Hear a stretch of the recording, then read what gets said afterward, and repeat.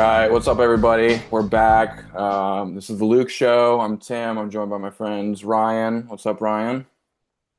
Alias unknown. Alias still unknown. Alias to be determined. TBD. Next pod, we'll have an alias for you for Ryan. Noah, what's up? Noah, government name, just for everybody to see. So we just finished up a pod talking about the U.S. and its prospects in Group D, along with some other general World Cup talk. And now we're going to have a shorter one devoted to just talking about some of the good teams, some of the players in the tournament, some of the awards, and just some other general miscellaneous stuff. So first we'll talk about some of the teams in the tournament. I have two tiers basically that's made up of 8 teams. These are, in my opinion, the only 8 teams that I think genuinely have a chance to win the tournament. So we'll start with tier two that has 6 teams in it, and then tier one has 2 teams in it. So What's the cool tier names? We need names for these. okay, so tier two is if tier two is a couple things have to go right, and the team needs to play a little bit above its ceiling, I would say. And then tier one is I think the 2 teams that most people have winning. So Those aren't cool names, those Tim. aren't very cool, but tier two basically the boring names are tier two is teams that I would not be surprised win. Tier Yeah, one is the 2 teams yeah. I expect will probably win. So tier two audience, we need some suggestions for those tier names, please. If anybody's out there listening, Please. please comment, subscribe, We're message workshopping. us. You can have our phone numbers. We're not that big yet. We're not please, I'm you giving got my my social personal. security number at the end. Yeah. Stay tuned. All right. Yeah. So in tier two, the 6 teams that I have there, I have Argentina, Brazil, Netherlands, England, Portugal, and Germany. Thoughts about any of those teams I just mentioned? Do you Why don't we just go like one by one and we can kind of like talk about each team if that's cool. Yeah, you want to go through like a quick synopsis of each one real quick? Yeah. Yeah. Okay. Yeah, Yeah. like Let's do what it. Let's do it. could we let's just do you guys mind if we start out with England just because it's the first team I got Yes. Let's start with like England. up Totally. here. Totally. Just a few like little things I have about them. So no Trent, no Cole Palmer, no Harry Maguire, no Phil Foden. Massive um absences from the selection by Tuchel. Those are some big choices, man. Um, Jude coming off a really tough Madrid season. Does he deserve to play 90 minutes every match? I would still say yes, probably, but I feel like there's been some talk. Um, and last thing, I really think that a dark horse breakout player of the tourney or young player of the tourney is Nico O'Reilly. I just think he is so fucking good at soccer and so big and so fast and can play like 6 different positions. Hmm. Um, him at let me let me see what it was. He is at plus 1200 for young player of the tournament. Plus Um, 1200. Okay. And I think that is some really strong value for a guy um, is who I think is going to be one of England's biggest players, and I think England will do well in this tournament. Yeah. Nico O'Reilly, incredible left back for Man City. Really kind of revolutionized his game this last year under Pep. So he was kind of a center mid to start out his career, and then I'm Pep slid him back into left back, but he was still playing like a hybrid left gonna back, like say center mid role. He can play. I know he's a left back. He's a center No, mid he's though. not. He's No, exactly. Yeah, he's a center mid playing left back. He is yeah. incredible though. I mean, he is a very well-rounded player. Like you said, he's big, athletic, strong, has a great touch to him, can score, can feed. He really is an overall like very well-rounded player. I do like that shout for him. Young player of the tournament. Who do they have as the odds-on favorite for young player of the tournament? Do you have It that in front of is. you? Yeah, I do actually. I looked all this up earlier because I was really interested in a lot of the like no, I guess they are superlatives. The individual The awards, yeah. awards, yeah. Hmm. Uh, Lamine Yamal plus Oh, 160. okay. Well, yeah, that's almost Desert, that's almost cheating, right? yeah, that's gonna be, very heavily the favorite. Desiree Doué, also a very, very heavy favorite. Fantastic young player Hmm. out at PSG, can play multiple Hmm. positions, extremely skillful. Zaire Emery also at plus 700. Interesting. Not a bad shout. Not a Okay. bad shout. Cool. But yeah, I agree. England is very good. I think that, like as you were mentioning, those are some huge names that were left out. I don't know if you also mentioned Morgan Gibbs White, but they really Yeah, they yeah. left out so many of these center attacking mids, and I think that Tuchel is trying to. So Tuchel is another one of these managers similar to Pochettino, who his entire career has been in the club game, and now he's migrated over to the international scene. So it'd be interesting to see how that translates. But that was like people were very shocked at his roster selection because he left out some of these big names. But his response to that was that he was trying to build the best collective, which I think that any time that any coach releases a roster, that's always the default answer is this is the best team altogether, you know. But with that being said, I think that the philosophy is to build the best team around Harry Kane as possible.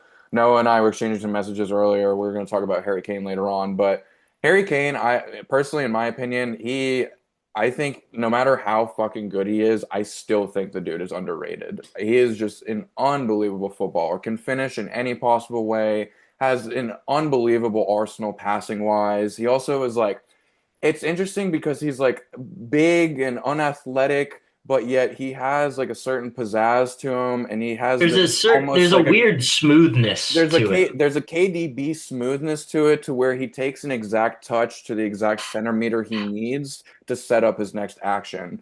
And I think that the more that England can utilize him in all of his dimensions, the better they're going to be. And so that I think is why they left off so many of these attacking options because like the complaint with Southgate was that he was trying to include all of the good players on the team or in the country, and that ended up having too many people on the field at the same time who need to have the ball at their feet, who need this, who need that. So I think that this is designed with Harry Kane specifically in mind. Um, I so mean, because we'll see. why do you need a center attacking mid when Harry Kane is basically your center attacking mid? I Especially, like. yes, especially given that he keeps dropping further and further back the older that he gets. Like for Bayern Munich this season, he had an unbelievable season. First off, I think he scored like 56 goals or something like that. So he's in the form of his fucking life. And he'll come back into his own half to come and receive the ball from like the center backs and even the goalkeeper sometimes. So like this guy loves to get involved, you know. Sometimes that can be counterproductive, getting him too far away from goal, but I can't. He really is just top class, and I think that the almost similar to the question I posed to you about Pulisic in relation to the U.S. I do think that the how the success of England is almost squarely dependent on Harry Kane and his production. Noah, any other thoughts on England? Not necessarily. I'm not as well apt to the international scene, but it would be nice, if the U.S. is going to flame out in the round of 16 or whatever, and everything fizzles out. Grew up, one of my dad's best friends was an England fan, and I didn't watch the World Cup in 2018 really because the U.S. wasn't in it. Very pissed off, just like fuck this whole scene. So they make it to the semifinals, correct?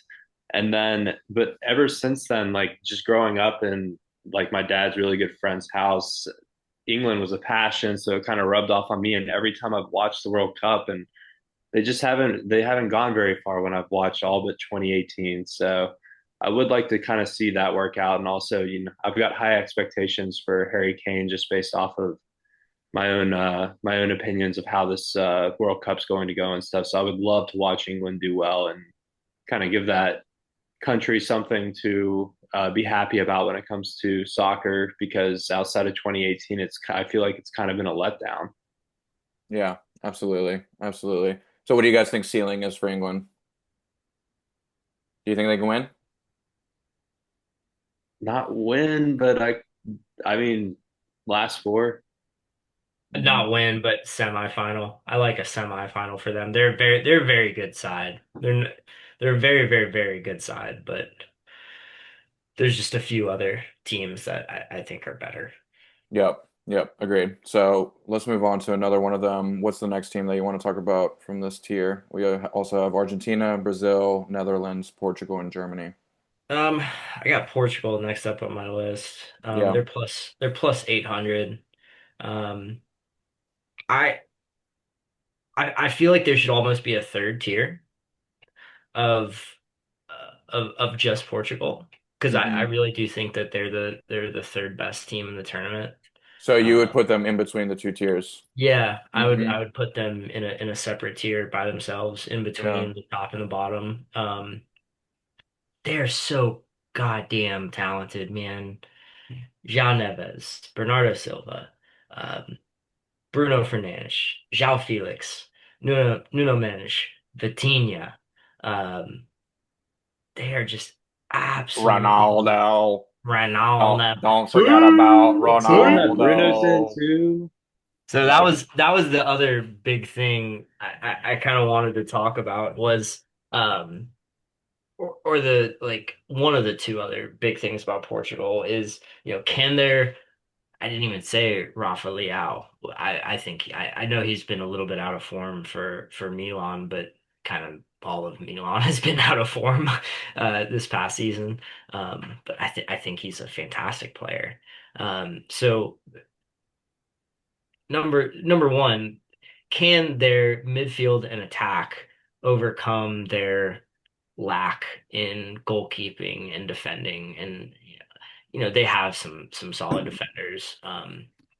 Nuno Mensch, he's fantastic. He's maybe the best left back in the world, but the rest of their defense is a little bit lacking.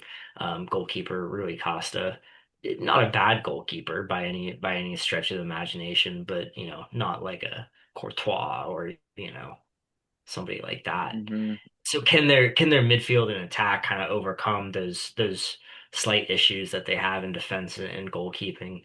And the other thing is, and this is always the biggest question I feel like with Portugal is, what the fuck do you do with Ronaldo? Has it gotten to a point where he is debilitating to your team? I would argue yes at this point.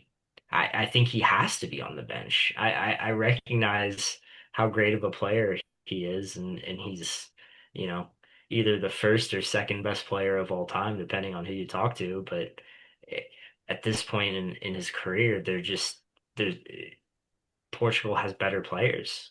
Can he You know, even take free kicks as effectively as he used to at this point? I mean, it's I no, I saw a meme the other day of a friendly where Portugal where Ronaldo is taking a free kick and Fernandes like you literally see him being like this like holy shit this guy's gonna hit it into the wall again like um, you know s- be on the bench, man, come in, score a 90th minute header, like be on the bench, man.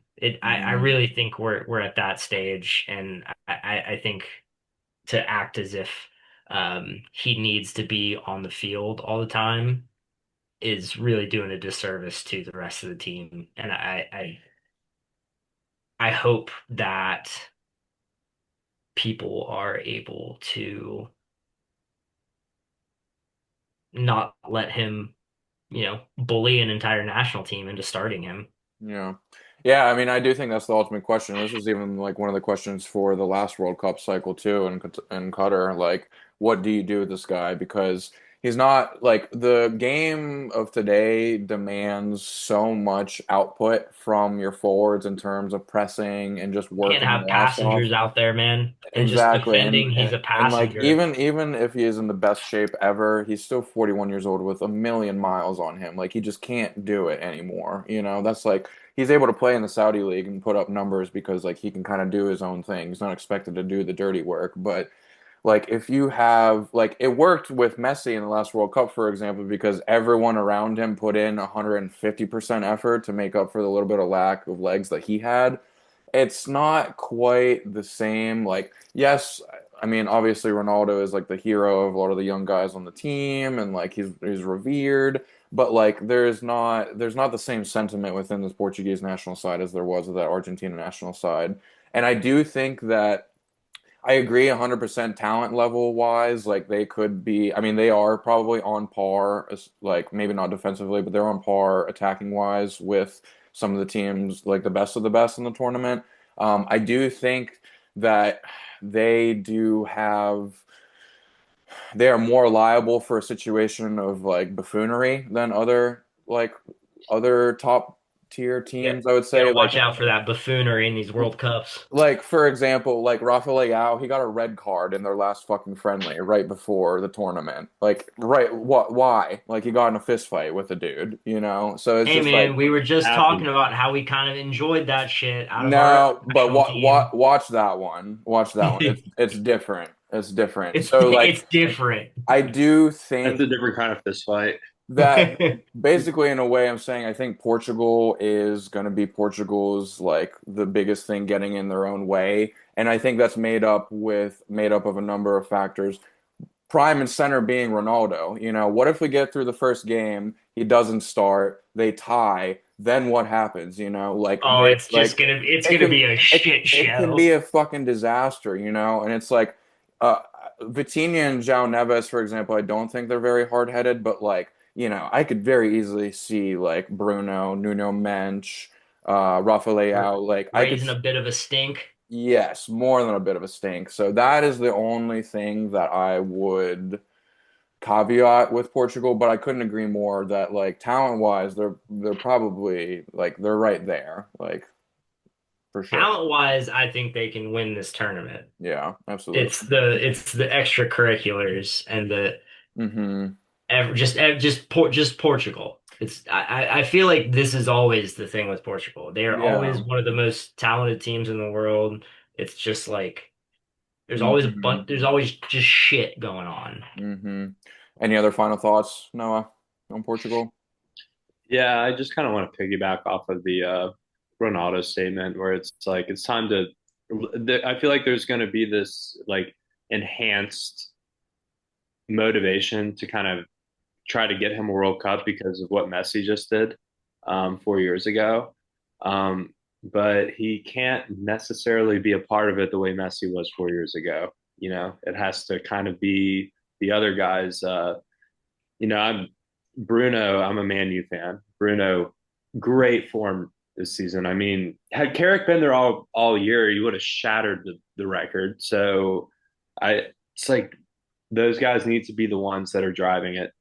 You can't turn it into a Ronaldo World Cup retirement tour where he's out there and the whole thing just looks bad, and then you sub him out in the 60th minute or whatever, and everything looks good. It's like, well, what if that had been the case for the first 60 minutes? Like, it has to let him get his World Cup if that's the way it ends up going. But if for that to happen, he can't be that much of a part of it, in my opinion.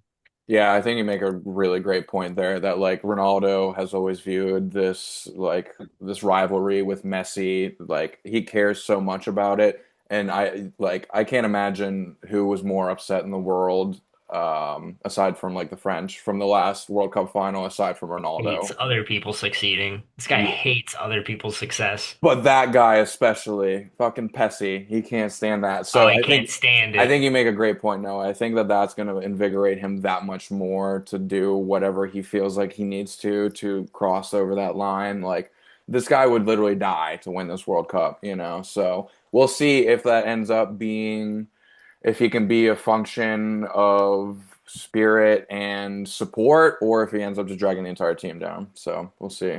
But so to segue on to the next one, I appreciate that you brought up that you thought that there should be its own separate tier for Portugal, because this next team that I'm going to bring up, I actually was thinking the same thing that they might be in that same tier right between the two, and in there I have Argentina.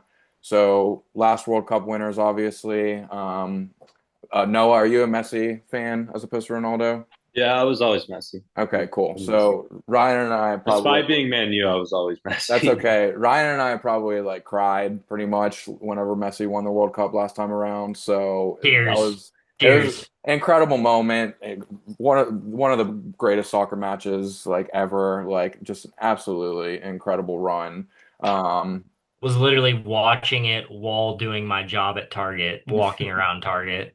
Yeah, Nice. so incredible performance from them last time around, and they've kept most of their same squad this time around too. And like I think that what has made me think that they've propelled almost a little bit into this like tier, a little bit above the rest of them, is that I feel like they're getting a little bit of that nobody believes in us juice right now. Like I don't think anybody is really talking about them having a chance to win. I mean, like obviously they have a chance, but I don't think that they're being brought up in the center of the conversation as much as they need to, you know?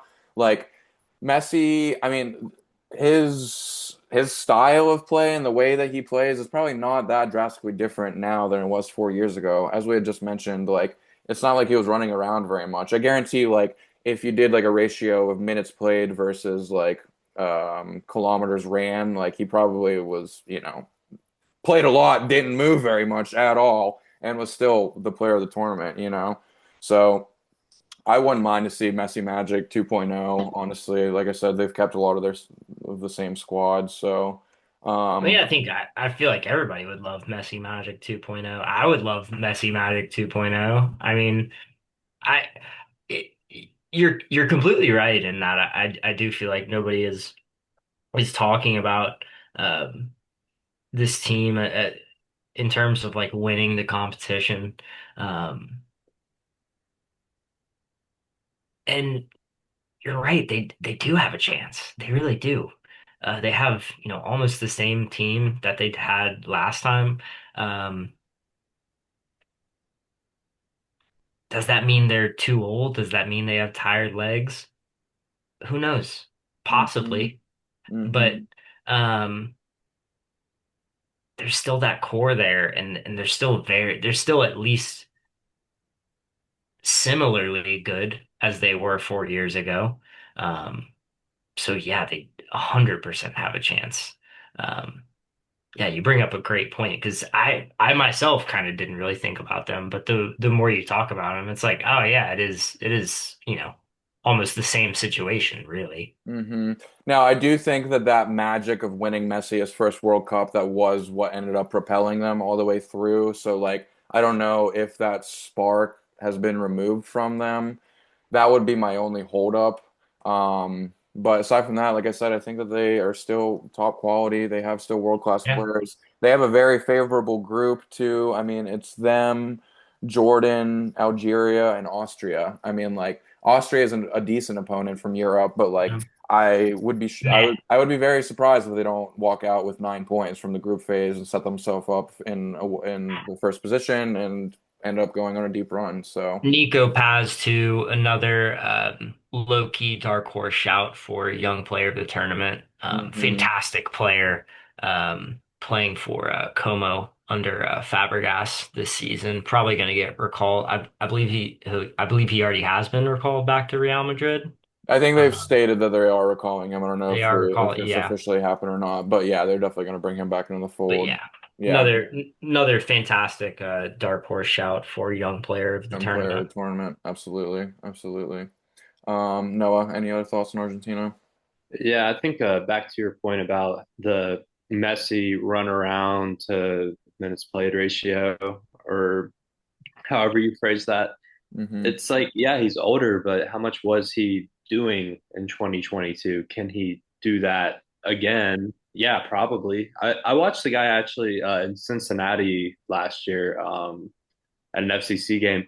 Doesn't move around a lot, but absolutely everything is created off of him because every touch is so perfect. He can one touch and four guys are going in the wrong direction for the defense, then he puts it right exactly where it's supposed to be.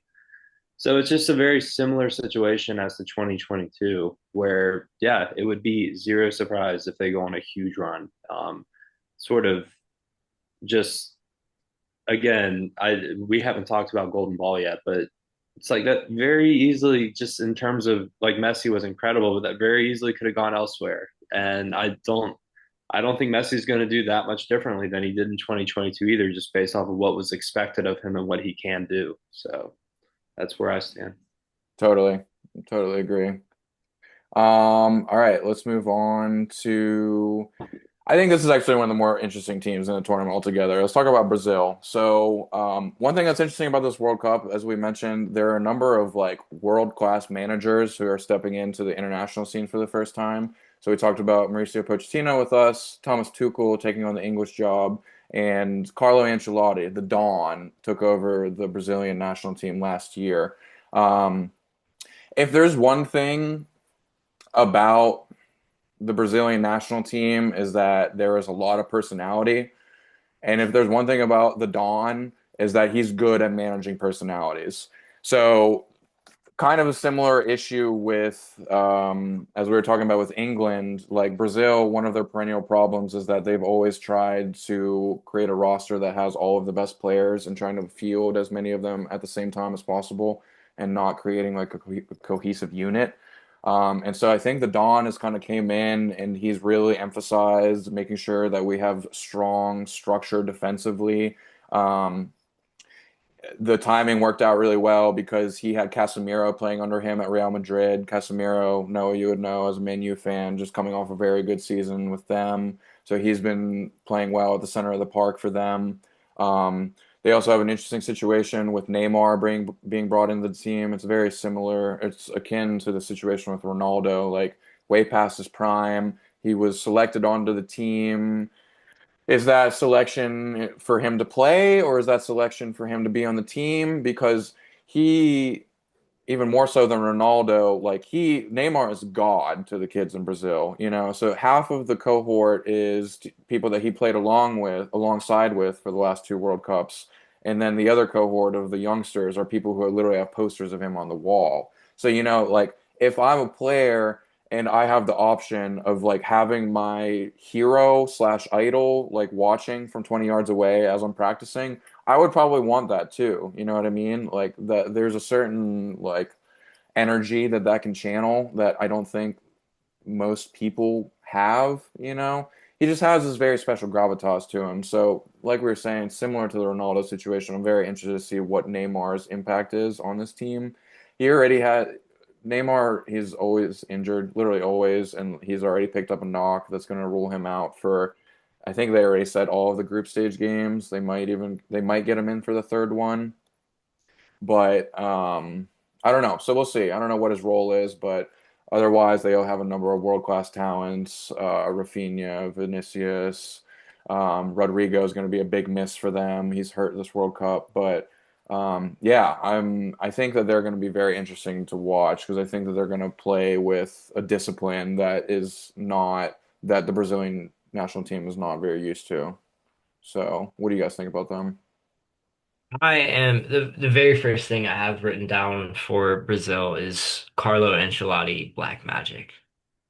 Will Ancelotti bring his weird black magic to the Brazilian national team? I really think he will. I You really think think he so? will. I really think he will. I think they're gonna do very, very well and have a deep run. I like it's been kind of funny. I've seen a lot of people say that they're gonna do very poorly, and I think this is the exact type of situation that Ancelotti thrives under and in which his teams like randomly do well. I think they'll have like a semifinal run, honestly. They have, as you said, a lot of really fucking good players. And I think for the first time in a while as well, in the Brazilian national side, they have a true lock the fuck down defender in Big Gabby back there. I mean, when was the last time they had a true like world class center back? I would argue that Marquinhos could be considered that as well. That's I think you're that's an insanely good center back pairing. That's a, you know, that's a very, very good shout. That's a very good shout. But But next to him was them, always a mess.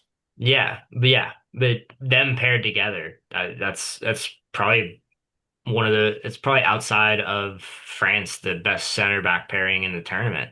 I agree. Uh, and I think that's going to be a really, really helpful thing for that team and will allow guys like Vinny and, um, Endrick and these younger guys, even like Ryan. Do we know if Esteval is actually going to play? I feel like I've heard conflicting reports. He's hurt. He's out. He is hurt. Okay. Hmm. Okay. Hmm. And maybe even see a little bit of Neymar. Maybe we've Uh, seen a little bit of Neymar. Yeah, because that's a, when he has played in the Brazilian league this year, he's actually done well. So hmm. Hmm. who Yeah, knows? totally. And that also sparked like another thing I wanted to bring up is that there's already a number of really good players who are going to be out for this World Cup. Like as we mentioned, Esteval, he would have been like one to watch for this tournament. Another youngster named Leonard Carl for Germany. He Yeah. just got hurt. He's like a 17-year-old phenom. He would have been awesome to watch. Yeah. For Amin Lopez for Spain, also 20 years old, also Yeah. unbelievable. As we mentioned, Rodrigo for Brazil. Kaoru Mitoma for Japan, Hugo Ekitike for France. There's already Jurriën Timber for the Netherlands. Already One a thing slew of people out. One thing I wanted to bring up since we were talking about these South American teams over the past few minutes, um, I feel like heat is going to be a fucking issue for this World Cup. Um, and although a lot of these Brazilian guys and Argentinian guys play in Europe. Um, they know what it's like to play in these really, really hot environments and what that takes and what that needs. So I feel like, it's not everything, obviously, but I always feel like there's a small advantage in those South American teams in these hot weather tournaments. I think that's a great point. Totally. Yeah, like we said, there have been teams who have been taking like interesting measures to try to prepare for the heat. So like I saw the Norwegian national team was like sunbathing out on the turf where the heat's just like emanating off the floor Mhm. to try to get their bodies more used to it. England players, I'm pretty sure, were wearing like cold towels on their necks as they were training. So like it's something that people are considering, and I think you make a great point that these South American squads, they might be a lot more prepared to be able to withstand that than some of these other European, Asian teams. Like, Mhm. so we'll see. We'll see. All right, so let's take a quick break and then we'll come back. We'll chat real quick about the Netherlands and about Germany, and then we'll give out some bets and some awards. All right, so let's round out our discussion of these last couple teams. So we got two more teams in tier two, and then the two teams in tier one. So we'll rip through these tier two teams real quickly. So we have the Netherlands and Germany left. So we just saw Germany. We just played against them. Very strong squad. A number of very good players. I think Kai Havertz is going to be a name that people are going to recognize in this tournament if they don't already. Cobra Kai. Are from from your Arsenal boy, what do you expect to see this tournament, Ryan? You have high expectations for Weirdness, him? Weirdness. weirdness. Mm-hmm. He's a weird fucking player. Mm-hmm. And he scores at weird times in weird areas, and he's probably not going to start every single match. And every match he plays, he's probably going to play in a different position. Mm-hmm. And he's still just he he no matter what position he plays in, he will get one crazy big opportunity. And if it's a big game, he'll probably convert it. Yeah. He's one of the strangest players I think in world football, and I enjoy him a lot. Um, Germany, as Tim said, really good side. Um, don't expect anything crazy from them, honestly. Not because they're, a bad side, just because, I think that the few teams at the top are just outrageous currently. Um, Yeah. few big I agree. things. Carl going down, big loss. He, Mhm. came out massive for Bayern this year. Vert's coming off rough Liverpool season. We'll see how he reacts and if he can perform for the national team. Musiala coming off injury. He's fit, right? Yep. He's Yeah, good to we'll go. see how He's one to watch for this tournament as well. For yeah, we'll people who don't see. know that name, Jamal Musiala, center attacking mid for Germany.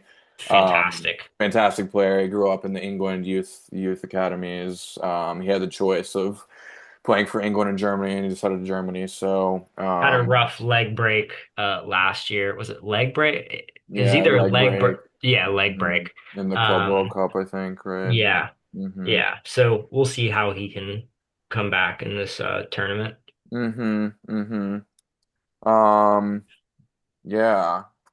Kimmich, as we had mentioned, he was the one who was really bossing the game against the U.S. He was playing in a right back role, but he was popping up as center mid most of the game. So also one to watch. He's just one of those players you can give him the ball in any spot and he'll He's find the just right thing to do class, with it. Yeah, he's like a top 10 midfielder in the world, I would say for sure. So probably.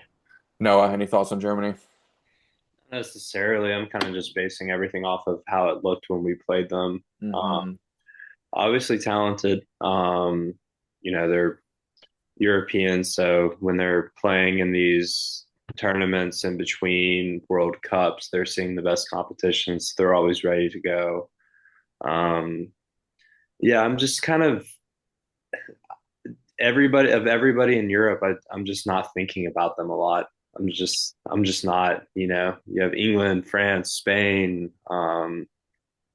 even Turkey, because they're in our group. You think about them a lot. So I just haven't given them a lot of thought, but you get a little refresher watching them in the friendly against the US and it's like, oh shit, they are good. Like this is a an opponent that we're trying to reach the quality of. Um, Hmm. so still obviously very good, just not thinking about them a lot, if that makes any sense. No, 100%. I think that's probably because in the last two World Cups they haven't even gone out of the group phase, like so very interesting cycle going from winning the World Cup in 2014 to then not making it out of the knockout or not out of the group stage in the following two World Cups. So I'm That sure most that they iconic scoreline of all time too, like a the meme. 7-1 exactly, Yeah, I 100%. can't play Rocket League without that coming up. And Yeah, right. yeah, So we'll see. Yeah, I wonder if that's going to bring in like a certain level of vigor to them since they've been severely underperforming. So we'll see. And then lastly in this tier, we've got Netherlands. To be honest, I had them here in this tier before I heard the Jurriën Timber news. Now, at this point, to be honest, because I think that their defense is kind of like the part of the squad that's the most lacking, I would potentially even drop them out of this tier at this point. I think that they're the weakest team here. They have had a good qualification cycle, and their friendlies have gone pretty well. They have got a couple like world class players. I mean, Virgil van Dijk, not a great season for Liverpool, but on his day, probably the best center back in the world. They've got some people who can light it up top. Cody Gakpo is good in qualifying. He just scored a brace, I'm pretty sure, in their last friendly before the tournament. So, but yeah, Jurriën Timber, he was going to either play right back or maybe even the right center back role with Van Dijk, and now with him out with a groin injury, I think that lowers their prospects. But Best right um, back in the world, baby. best right back in the world. Now he's not going to be there, so we'll see what they look like. I mean, they still have quality, so we'll see what their ceiling is. But I think kind of similar to Germany, I think both of these teams kind of have like an absolute ceiling of like semifinals, but more realistically, probably like a round of 16, maybe like quarterfinals exit or something like that. You guys agree with Yep. that? Elite midfield. Elite midfield. Elite midfield. Yeah. Frankie De Jong in their center mid. Yeah, one of the best center mids in the world on his game for I, sure. I I know Gakpo is good. I question a lot of their other attacking options. Hmm. Um, Also, yeah, is Van Dyke still that elite center back? I don't know anymore, man. I don't know. Yeah, after this Soccer season. soccer is a weird game, man, and you can be the best. You're the best center back in the world until you're not, and the game Totally. flies by you real, real, real fucking quick. So, Totally. a lot of questions about their attack, a lot of questions about their defense. Is Van Dyke past it? Mickey Van de Ven, fastest motherfucker in the world, but that doesn't matter if you're in the wrong position. Yep, absolutely. So, yeah, I'm a little lukewarm on the Netherlands, but it's also especially fuck them because they knocked us out of the last World Cup. So Yeah. we're gonna pray on their downfall. not in the most inspiring fashion though. So Say it let's again. not in the most inspiring fashion though, which I feel like kind of feeds into the narrative. Like they're not great. Mm-hmm. Mm-hmm. Uh, Totally. Totally. All right, and then tier one, like I said, I only have two teams here. These Here are we go. two teams that I think that most people are picking to win. Yep. And these two teams that we have left are Spain and France. So, do either of you want to open up the floor about either one of these two teams?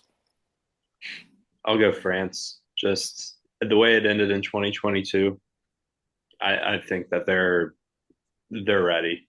They Hmm. want this so bad.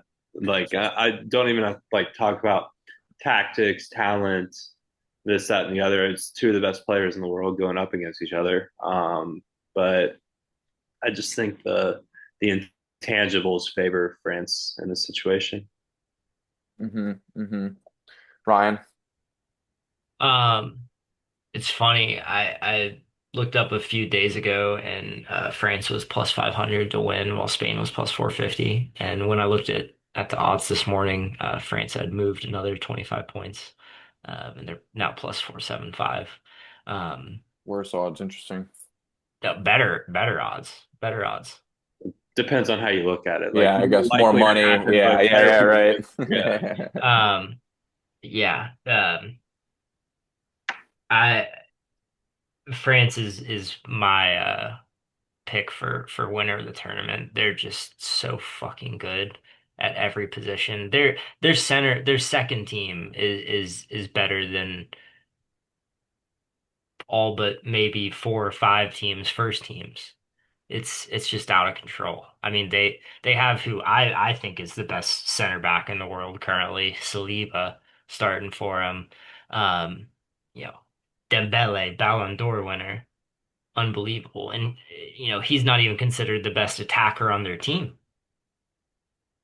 You have, Mbappe, Olise, Barcola, Shirky, Doué, Tchouaméni, N'Golo Kante. You have guys that have won it before. You have guys that are, considered the best at their position in the world. They're just loaded at every single position and are so fucking good.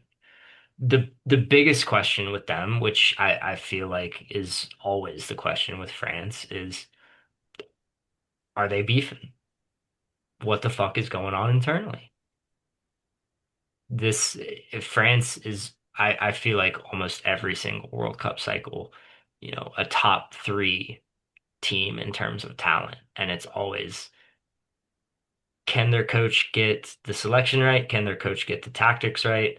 And can these guys fucking work together and play collectively as a team? When they can, Yes. Hmm. they win the World Cup. Yeah, so Ryan's referring to this perennial like drama that happens within the French camp. So like for the last World Cup, for example, one of their center mids, Adrien Rabiot, his mother is his agent, and she was basically attacking Kylian Mbappe, who was at that point unquestionably the best player in the team. She was basically attacking him, and then Mbappe's father stepped in. That created rifts within the locker room. But that is like commonplace within the French national team for the 2018 World Cup. Not quite as much because they won, so they were a cohesive unit then, but shit But like that is just always happening. Shit like that historically, is go look always up happening. the Benzema blackmail incident Yes. and Ribery, and just Hmm. there's just been a litany of It's just always drama. something. It's just Yeah. always something with France, you know. But yeah, I mean, you can't question like the lethality of the team. I mean, it's killers everywhere. I mean, we keep talking about Doué and like Doué may not even start for the squad. You know what I mean? It's like they're that And good, yeah, you know. Um, yeah, they don't really have a weakness on the field. Like maybe their wing backs this position, like Teo Hernandez 4 years ago, top quality. We always say that he has a stupid play in him in his bag. Probably even magnified now, 4 years down the line. Now that he's playing in Saudi Arabia with less discipline. also on his day, unbelievable. But on his day, unbelievable world beater, exactly. So the wingbacks are kind of recognized as being maybe the weak points of the squad, but like they're so deep. I mean, there's like images of France's like second and third like string squads, and like those teams would go on to probably win like a quarterfinal of a World Cup. You know what I mean? Like even the list of players that they have not even on the squad, not alone not playing, but not on the squad, makes up like world class talent. You know, so yeah, I think that. I mean, they're incredible. We'll come back to them here shortly, but I also want to touch on Spain. I mean, I think Do you guys, I mean, it seems like so both of you guys are pretty firm on France, you think? You guys think that Spain has a chance? Firm, but prediction, yeah. I think Spain has a chance, 100%. But if Yeah. gun to my head, I'm gonna pick France. Yeah, hmm precisely. Yeah, so just to talk about Spain a little bit, so they probably are like the most, I guess, informed team of the last like 4-ish years or so. They won the last Euros, played very well in that. Ever since they got their new manager, I can't, oh, I'm blanking on his name, but the bald guy with the aggressive face and the glasses, he's turned Jack. them, He's yeah, Jack too, is he? Yeah. yeah, he's turned them into a much more pragmatic squad, and like a with the profile of players that you have on a team like that, like being able to instill that defensive discipline is going to be so important for them. Attacking wise, they're going to be fine. We mentioned Lamine Yamal. For anybody at this point who doesn't know who Lamine Yamal is, I like implore you to just go look him up. Just type in LAML on YouTube and just Top like three player in the world, top three player if in the not maybe world. the best player in And the world. how old is he now? Is he 18? I 18 gotta or 19. he's still 18. Yeah. He's So 18. he's still 18 and he's probably a top 3, top 5 player in the world.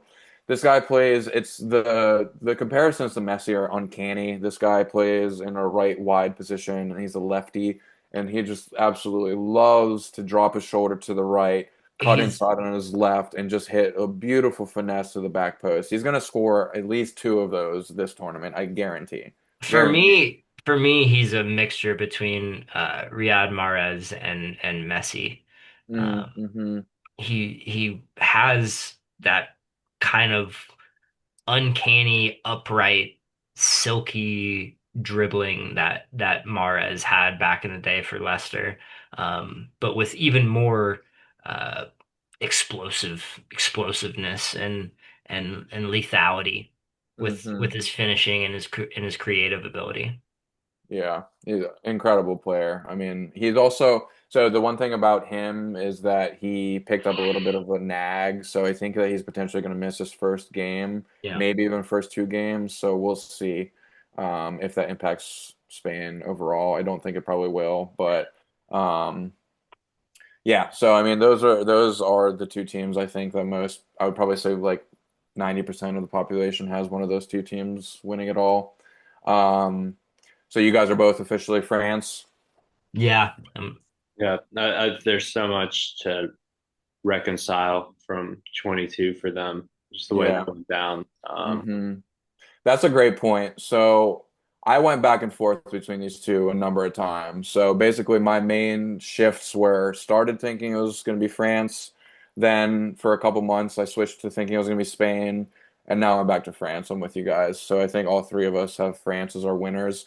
What it comes down to for me is the center back pairings because pretty much everywhere else on the squad is about equal, I would say. There's attacking talent out the wazoo. Now, given their different styles as well, Mhm. um, I think that that pairing, Saliba, I mean, Ryan, you said that you would give him a shout as maybe even the most informed center back in the world right now. I think he is. I think he is. It's not a question. I recognize I am biased in that, but god damn, he is so He's fucking good. incredible. He is incredible. Now, the one thing that did make me question going back to France was this thing going on with his back.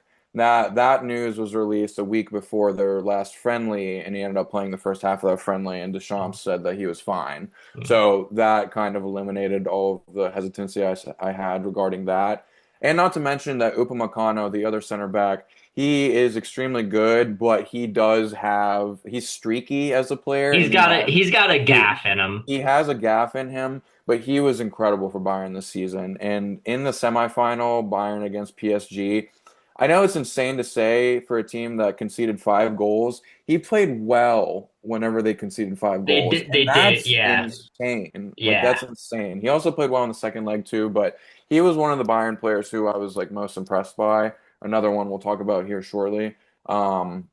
But the center back pairing is what sold it to me, and so I'm with you guys. All 3 of us officially France as the winners of the World Cup.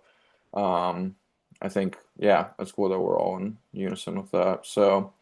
Um, So then we'll segue into some of our other awards. Were there any other thoughts that you guys had on any other team in the tournament that we haven't mentioned or anything like that? We'll talk about some dark horse teams. Um, Teams wise, we'll talk about dark horses, but anybody else that we've left off that you think deserves a shout of any sort? Mm, No, I don't think so. Let's just let's roll through these awards. Roll through the See, awards. Yeah, yeah. that sounds good. So let's just stay with the teams, then move on to individuals. Okay. So, Yeah. do you guys, Ryan, I know that you have a couple shouts for who you're considering dark horse teams in this tournament. You want to let us Yeah, know what for you're sure. thinking? For sure. Now these are not teams that I think are going to, get a final, get a semifinal, but these are teams that I think have some shouts at getting into a quarter or, Or maybe like outperforming yeah, expectations. yeah, exactly, for sure. Mhm. I feel like they're almost overhyped at this point, but Norway, um, huge attacking talent from Holland and Odegaard. Um, Real shout for the Golden Boot if they can if for Holland if Norway can make it deep into the tournament into a round of 16 or a quarter final. Just a note on that. Golden Ball is for the tournament's top goal scorer, and then Golden Boot is for no, I'm sorry. Golden Boot is for the tournament's Yes. top goal scorer, and Golden Ball is for the tournament's best player, basically the MVP of Yes. the tournament. So, Yes. so you think that Erling Haaland has a good shout to win the Golden Boot, most goals Yeah. scored in the tournament? Yeah, exactly. Thank you. Thank you for that explanation. Yeah. Yeah, huge shout if they can make it to round of 16 quarters that he gets a golden boot because he's just an absolute fucking machine. Mhm. Also Norway dark horse young player of the tournament, Nusa, very strong player. Could have a strong showing out there. Plays out wide for them. Yep, absolutely. I actually also had Norway as my dark horse. I think that Erling Haaland is the one person in this tournament who has the potential to become more than an athlete. If you haven't seen this guy, like he is just this big Norwegian, literally Viking looking motherfucker with this long, luscious blonde hair. He's how tall is he? Probably like 6'5", six Six four. five, something like that. Yeah, Yeah. he's like people call him the robot because he doesn't look He like literally does he look like looks a like a fucking Viking. The way Viking. that he moves is weird. The way that he runs is weird. He looks kind of weird. Like he behaves strangely. He is a fucking weirdo, and yet he is one of the two, three, maybe the single best forward in all of soccer around the world. It's Like it's pretty crazy. insane. Not to mention, like you said, the attacking prowess with Martin Odegaard behind him as well. They have great backup strikers and Strand Larson and Alexander Sorloth, Sorloth as well. So they're solid. Yeah, that Oscar also. Bob too. Oscar Bob, yep, absolutely. They have a number of really good, talented players. Yeah, Norway is a very popular pick. I would say that there's probably like three or four dark horses that everybody kind of is picking this time around. Mhm. It's kind of hard to sway away from them, but Mhm. Norway is definitely who I have as well. The No, other, anybody else? Or I yeah, was Ryan, gonna, go I ahead. was gonna say I had a few other teams. I just wanted to like shout out some quick stuff about them, and I'd love for your all's comment, hear your all's thoughts. Um, Ivory Coast, very talented. Yan Diomande actually grew up in the United States. Um, was playing high school soccer, and now he's on the verge of getting a big sale to a really big team. I'm excited to see some of the attacking stuff out of Ivory Coast from like him, Amad Diallo. They got a solid midfield too, and Kessié and Fofana, really good players. Um, Senegal, we already talked about them earlier. True champions of Africa. Mane and Dye, Nico Jackson, Koulibaly shoring up the defense. Um, Ecuador. Ecuador is going to be a tough fucking out for whoever has to play them, man. I think Ecuador is like the people's choice dark horse for this season. People were even saying Fucking that they're a dark horse for 2022, and like the real pundits were like they're good this time around, but 2026, like watch out for them for real. fucking man. Pacho starting center back for PSG, fantastic center back. Caicedo, really strong. center defensive mid for Chelsea. He's going to play a big role. And man, Hincapié. I cannot tell you. I did not know anything about this player before he came to Arsenal, and he has impressed me so much. Uh, just with his athleticism, his determination, um, his size, agility, skill, just everything about he just fucking he's great, man. He doesn't ever fuck up. He never fucks up. To captain your national side at age 23 It's too, like massive. that speaks a lot to your That's character big. That's big man energy right there, man. for sure, for sure. Yeah, Ecuador definitely going to be a very good team in this tournament. Any other teams that you want to shout out? Last one quickly, or last two quickly. Colombia, Luis Diaz, one of the best forwards in the world. Also last ride for James Rodriguez. Um, and I just love the fact that they have the fake Luis Suarez on their team as well, who good player, but I'm sorry, you will forever be the fake Luis Suarez. Um, Unless he bites a motherfucker. unless he bites a motherfucker, and then you're getting there. Like, you still Or gotta bite crazy handball and or Or crazy handball hand. off the line You gotta to bite secure two a win. people. You Yep. gotta bite two people is Hmm. before you can like say you're actually Luis Suarez. Yeah, Um, 100%. last one, Belgium. Last ride for a lot of that golden generation of Belgium for like De Bruyne, Lukaku, um, Courtois. But they do have some other younger players that could really show up. Tielemans, I think, is fantastic and a really good player. And also another kind of dark horse golden ball player, I think, for this tournament is Jeremy Doku. Um, he is just so fucking good. Um, and can absolutely skin any defender in the world. I don't care who it is, man. He is, He skinned us during our last, yep, like, not these friendlies that we just yep. played, but the last cycle before that we lost 5-1 to them, I'm pretty sure. Doku is this wide player out on the left who's very darty and very quick and can just move his legs faster than other humans can. So he's absolutely one to watch. I totally agree. Belgium was one of the teams I was also considering putting in that second tier, but I think last World Cup cycle that Yeah, was kind of like you mentioned, that was deemed their yeah. golden generation. I think they're past it now, but Yeah, they're a little bit past it. yeah. I talked a little bit earlier about like just players you can be like, here's the ball, go do shit. And even more so I feel like than in club soccer, international soccer, like that's important in international soccer Totally. because you don't have the same time to game plan and like set up tactics and set up, identities and shut down certain guys. Like you need guys on your team that you can just be like, here. And he's the ultimate that guy in this tournament. Completely agree. Even more so than like a Messi at this stage. Yep, totally agree.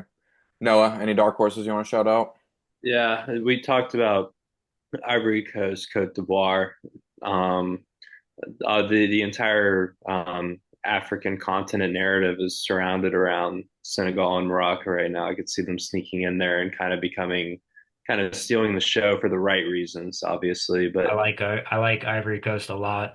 yeah, and I want to be that guy. A for content purposes, B for belief, but C I like the way it's looked. The U.S. I mean, Mhm. it's not out of the realm. Even when we weren't that talented, we made it to the round of eight in 2002.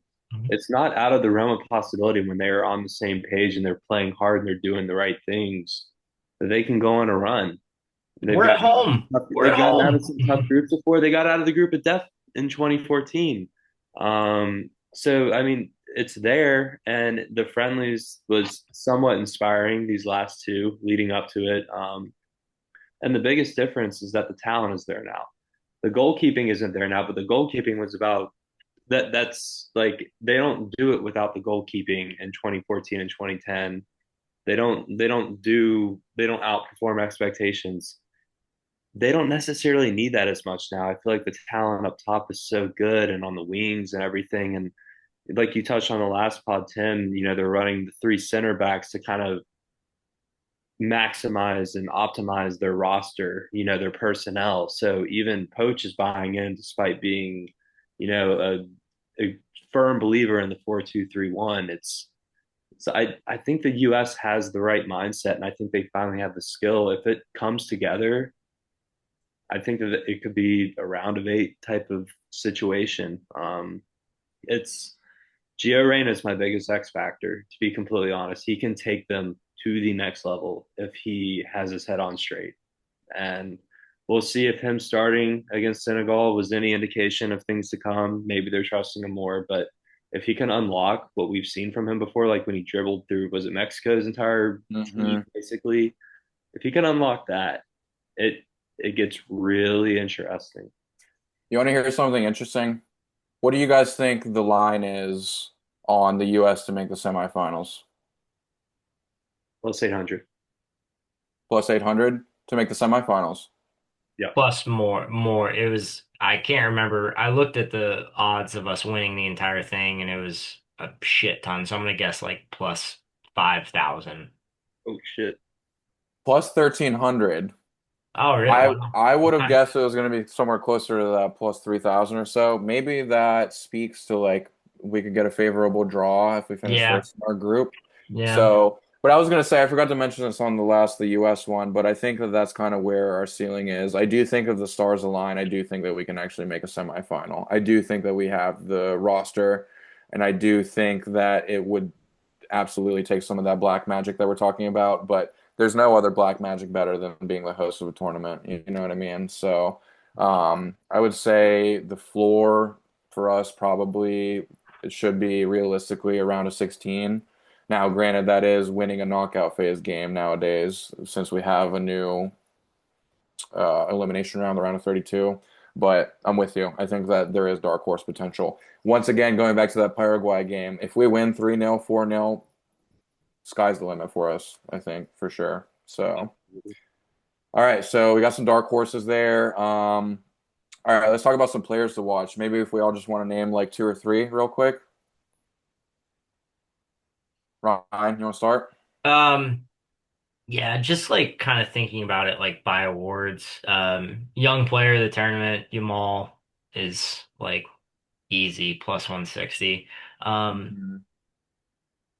Nico O'Reilly at plus 1,200. That's gonna be my pick. I fucking think he's so fucking good, man.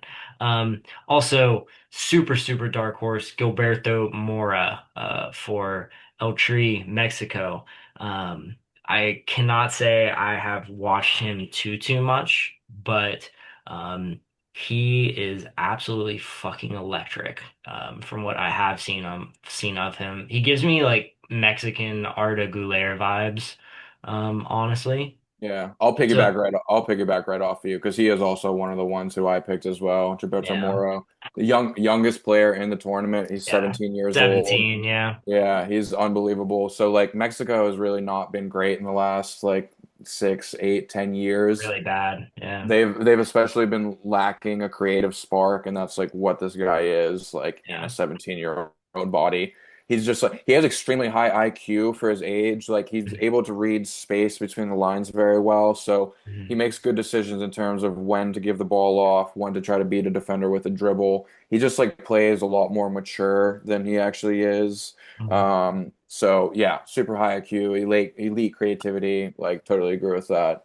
And then just two other people that I wanted to mention, one of whom you actually mentioned already. I also want to shout out Luis Diaz for Colombia.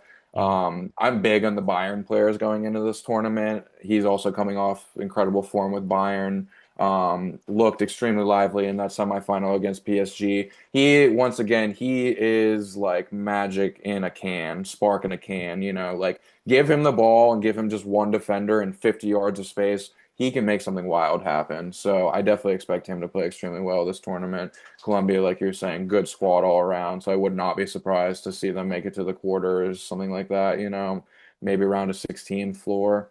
Mhm. And then the last person I want to give a shout out to is Scott McTominay. Now, Mm. Yes. First, like Gilberto Mora, that's more of a player that most people are probably going to learn about during this tournament. Luis Diaz, soccer people will know about him. Same deal with Scott McTominay, but this guy, like, for anybody who doesn't know him, I just like go and even like read what the last 2 years of his life has been. Essentially, What a strange career. very crazy career. So he grew up, so he's Scottish. He played in the Man U academy system for a very long time, and it was always utilized incorrectly. He is a tall, lanky, he's probably like 6'3", 6'4", like kind of skinny dude. He's got like some girth to him, but kind of skinny. And he was always played in like a center holding mid, like kind of as a dude to like break up play, like defensively oriented. And he was being played in the wrong position the entire time. He is a goal scorer. He is a number He's 10. he's He an just attacking doesn't, mid. he is an He's a attacking 10. mid. He just doesn't look like one. So what happened was he was basically having a lot of trouble breaking into the first team of Man United. Um, the Premier League in England, that's like kind of like the gold mark for players, especially coming from the United Kingdom. Like that's where people want to be. That's where you want to thrive. That's where you want to be a star. He understood that it just wasn't working for him, probably partially because they were playing him out of position. So he took a move to Napoli in Italy 2 years ago and just completely revitalized his game. He helped Napoli to, was he there? Was he there yet when they won their first Scudetto? He was, right? Yeah. So he was like the catalyst for them winning their first Italian And championship in however voted many best player years. in Serie A. Voted best player in Serie A. He, for the Scottish national team, he has been the hero of the qualification cycle. Like, I don't know if you guys Scored remember. numerous massive So goals. he scored the bike against Denmark in the 3rd minute of the game that secured them a spot in the World Cup. The Scottish government just announced that they are temporarily um, printing currency that has the image of Scott McTominay's bicycle kick onto their currency. Like, can you imagine? That's like the equivalent of like Ray Allen getting put on $20 bills after he hit that shot against the Spurs. You know, Oh, like it's I've awesome. never watched as a fan. it's oh sorry, yeah. Oh wait, no, that's a good thing for you. Yeah, I was But gonna no, say it the other I'm way a around. huge fan. Other So way around. I was about to say no. yeah, that's Luke. Yeah. So yeah, similar, like akin to that almost, you know. It's so yeah, shout out to Scott McTominay. Incredible player. So hopefully he performs well. Scotland has been in really good form going into the tournament, and I think Scottish fans are going to be the ones recognized for like being like the most wild fans here. So it's going to be a ton of fun having A them lot of here. blue face paint. I'm looking forward to it. Yep, yep. All right, so we got just a couple minutes left on our timer here before we're out. So, real quick, do you guys want to give your Golden Boot winners? This is who you think is going to score the most goals in the tournament. Noah, Harry, Harry Harry. Kane, Yeah, I mean, England. I expect him to go on a deep run. I expect him to be the leading goal scorer for them on that deep run. He'll be taking pens, just plenty of opportunities for him to score goals, and he's going to have a lot of time to do that, in my opinion, if everything goes for England the way I think it will. Yeah, I think it's a good shout regarding the pens too, because that's especially like important in a short time span. Like if you're going to be the pen and you're already the goal scorer for the team, like your numbers are only going to compound. Ryan, Golden Boot winner, most goals. I say Mbappe, but I also love Holland at plus 1400, Ousmane Dembele at plus 2500, and super crazy dark horse Gyökeres plus Mm. 8000. I like that. Yeah, we haven't mentioned Sweden. Sweden is an interesting team because Sweden might have like one of the better attacking duos in the entire tournament with Victor Gyökeres and Alexander Oh, Isak. Alonga too. And Alonga. Alonga too. Real big miss that they're missing Kulishevsky for this tournament because he, in my opinion, is one of the best players in the world on his Yeah. day. So that would have been cool to see. All Yeah. right, and then finally, Golden Ball, and this is for who you think will be the best player of the tournament. I'm going Mbappe. You could argue he should have won it in 22, especially hat trick in the final. It kind of goes back to my theory with France about just hunger and stuff, and I think that all starts with Mbappe. Obviously, I think we all expect them to make at least the semifinals. So we'll have plenty of opportunities to be great, and I think that that hunger from what happened in 2022 is going to drive him along with the rest of the French team, and there might be some bias too, considering maybe like you have to give it to Messi in that scenario. I get that. Absolutely. But the guy had a hat trick in the World Cup final. So it's Yep, yeah. totally, totally. Ryan, golden ball. Um, I think I'm gonna go Mbappe at plus 900. Um, he's just really fucking good at soccer, It's really man. good. If they win, Um, it's going to be hard if for they them to win, not it's win it, gonna be right? hard to not give Yep. it to him. But um, few dark horses that I almost one of them I almost like even better. Declan Rice plus 2,000 for England. I think he's going to be really fucking good. Ousmane Dembele at plus 2,800 and Jeremy Doku at plus 4,000. I like those. All right, and then just to round us out here, so I thought I was slick, honestly, with my golden ball. I was like, oh, nobody's gonna think about this, blah, blah, blah, of course. And then I get on FanDuel today. Usually I'm on Fanatics, and then I get on FanDuel and who I thought was literally the most likely to win. So I think it's gonna be Michael Olise. I'm strong in the Bayern boys, like I said. Michael Olise, unbelievable season with Yeah. Bayern Munich, is plays out wide right. Just had a hat trick in their last friendly tune-up before the tournament, so I could see him just being a household name after this tournament. And he's at plus 650 for the golden ball. So I'm going to take him, given that France, I think, is going to win. And then just to round us out, a couple other bets that I like. Golden ball for Messi, best player in the tournament, plus 1100. To assist the most goals in the tournament, Bruno Fernandes for Portugal, plus 1100. Noah mentioned off the back of the Premier League assist record. And then finally, um, Spain or France to win the World Cup at plus 190. Take that one. Take Love that it. one. Love it. All right. Thanks, boys. We're excited.